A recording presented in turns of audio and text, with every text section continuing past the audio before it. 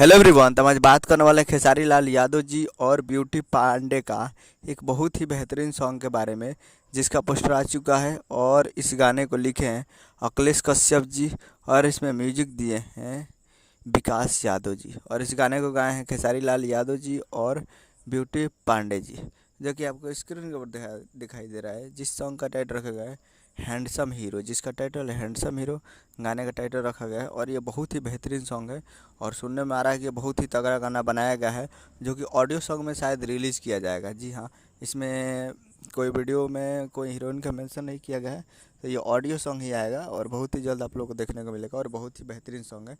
तो ये लोकगीत है 2025 का और बहुत ही बेहतरीन सॉन्ग है। और अखिलेश कश्यप जी जो भी गाना लिखते हैं बहुत ही तगड़ा गाना लिखते हैं। तो कश्यप कहर के लिए तैयार रहेगा। बहुत ही जल्द आप लोगों को देखने को मिलेगा गाना अन्नपूर्णा फिल्म्स के यूट्यूब चैनल पे। Annapurna films present Bhojpuri YouTube channel पे तैयार रहेगा। बहुत ही जल्द आप लोगों को देखने को मिल जाएगा। तो यही अपडेट था। चैनल सब्सक्राइब करें, बेल का बजता कैसे कैसे लाल यादव जी के लेटेस्ट होता है वीडियो के लाइक चैनल को सब्सक्राइब कीजिए। मिलता है अगला वीडियो में, तब तक के लिए जय हिंद, जय भोजपुरी।